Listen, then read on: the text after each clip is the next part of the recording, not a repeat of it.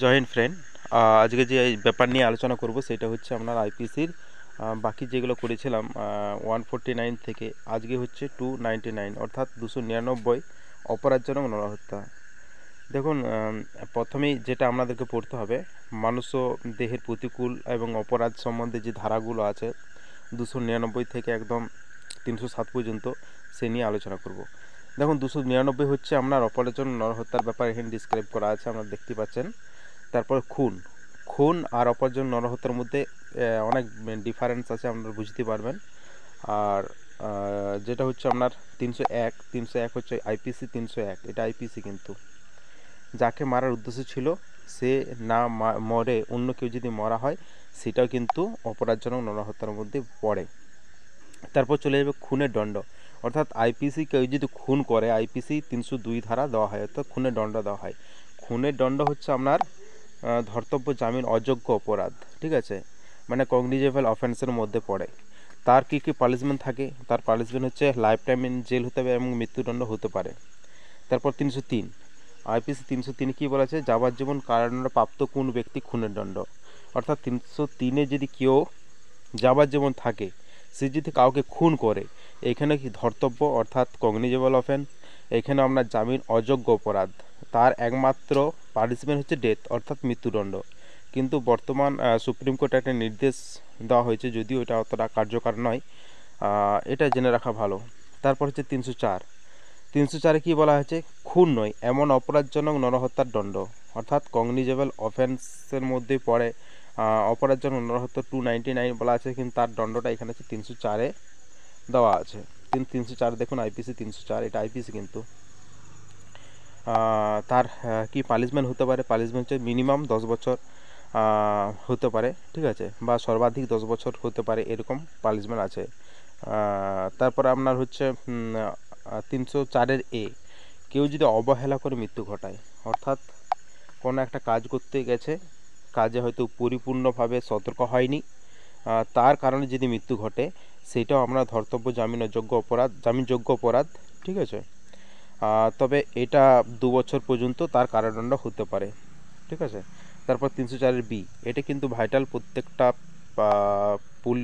যখন এক্সামিনেশন পরীক্ষা হয় তাতে আসে 304-এর হচ্ছে বধূ ঘটিত মৃত্যুদণ্ড, এটা ধর্তব্য এবং জামিন অযোগ্য অপরাধ। বিয়ের 7 বছরের মধ্যে যদি কোনো বধূকে হত্যা করে, এটা কিন্তু যেমন পণঘটিত অপরাধের মধ্যে পড়ে, জাস্ট এটাও সেম 7 বছর তাদের যাবজ্জীবন হতে পারে, ঠিক আছে, সর্বাধিক। তো 304 হচ্ছে ভাইটাল, কিন্তু এটা হচ্ছে অ্যাটেম্প টু মার্ডার, অর্থাৎ খুন করার চেষ্টা করলে এখানে ধর্তব্য জামিনযোগ্য অপরাধ, তার একমাত্র সাজা হচ্ছে ডেথ অর্থাৎ মৃত্যুদণ্ড। তারপর চলে যায় আঘাত 319। দেখুন, আইপিসি 319-এ হচ্ছে আঘাতটা কী জিনিস? হচ্ছে ভারতীয় দণ্ডবিধি 119-এ অনুযায়ী কোনো ব্যক্তি কারো দৈহিক বেদনা, রোগ, অক্ষমতা ইত্যাদি যদি ঘটায় তখন বলা হয় আঘাত, ঠিক আছে, গুরুতর আঘাত। দেখুন 302, 319, 320, 323 এসব ব্যাপারগুলো ইম্পর্ট্যান্ট।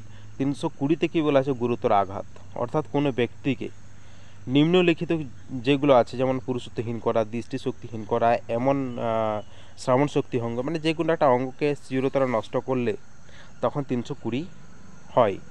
আর কিছু ব্যক্তি হয়তো 20 দিনের বেশি হাসপাতালে ভর্তি যদি থাকে তখনও 320 ধারা অ্যাপ্লাই করা হয়। এটা হচ্ছে আইপিসি উল্লেখ করা আছে। তারপর নেক্সট চলে যাই আমরা 320-এর পরে 321-এ, অর্থাৎ 321-এ কী বলা আছে? 321-এ বলা আছে স্বেচ্ছাকৃতভাবে যদি কোনো ঘটনা ঘটায়, অর্থাৎ আইপিসি 321 স্বেচ্ছাকৃত আঘাত ঘটনা হয়। ভারতীয় দণ্ডবিধি 321 ধারা অনুযায়ী স্বেচ্ছাকৃত জেনে শুনে ওইরূপ আঘাত ঘটালে তখন 321 অ্যাপ্লাই করা হয়। তারপর আপনার আছে 322, স্বেচ্ছাকৃতভাবে যদি কোনো গুরুতর আঘাত ঘটায়। ভারতীয় দণ্ডবিধি 322-এ কী বলা আছে? 322-এ স্বেচ্ছাকৃতভাবে কোনো আঘাত যদি গুরুতরভাবে ঘটানো হয় তখনই সেখানে এই ধারাটি প্রয়োগ করা হবে। 323, স্বেচ্ছাকৃতভাবে আঘাত ঘটানোর দণ্ড। 321-এর যে ব্যাপার আছে 19-এর আঘাত ঘটানোর দণ্ড কিন্তু 323-এ তার পানিশমেন্টটা আছে। কত পানিশমেন্ট? 1 বছর পর্যন্ত হবে, কিন্তু তার আগে বলে রাখি ধর্তব্য জামিনযোগ্য অপরাধ আর 1000 টাকা পর্যন্ত ফাইন হতে পারে। 324-এ কী আছে? আইপিসি 324 আছে মারাত্মক অস্ত্রশস্ত্র নিয়ে। আইপিসি 300 আইপিসি যদি কোনো স্বেচ্ছাকৃত আঘাত ঘটায় তাহলে 3 বছর পর্যন্ত তার কারাদণ্ড হতে পারে এবং এটা ধর্তব্য জামিনযোগ্য অপরাধ। 325-এ কী আছে? স্বেচ্ছাকৃতভাবে গুরুতর যদি আঘাত ঘটায় তার পানিশমেন্ট বা তার দণ্ড এখানে আছে 325-এ। এটা ধর্তব্য জামিনযোগ্য অপরাধ, 7 বছর পর্যন্ত তার কারাদণ্ড হতে পারে। 326-এ কী বলা আছে? মারাত্মক অস্ত্র দিয়ে স্বেচ্ছাকৃতভাবে গুরুতর আঘাত ঘটাবার দণ্ড, এটা ধর্তব্য জামিন অযোগ্য অপরাধ। ঠিক আছে, এটি জামিন পাবে না, নন বেলেবল।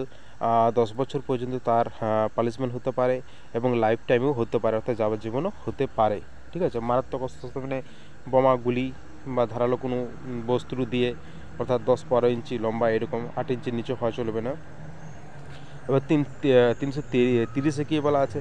স্বীকারোক্তি মানে আদায়ের জন্য, সম্পত্তি ফিরিয়ে দেওয়ার জন্য যদি স্বেচ্ছাকৃত আঘাত ঘটায় তার এটা ধর্তব্য জামিনযোগ্য অপরাধ, 7 বছর পর্যন্ত এটার কিন্তু পানিশমেন্ট আছে, অর্থাৎ কারাদণ্ড আছে।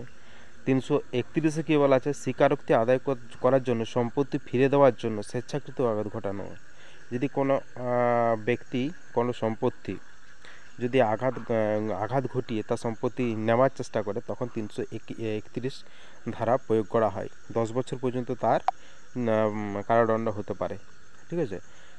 ঠিক আছে, পরবর্তী ভিডিওগুলো 339 থেকে শুরু করব, অন্যায্য গতিরোধ, আটক, এসব ব্যাপার নিয়ে আলোচনা করব।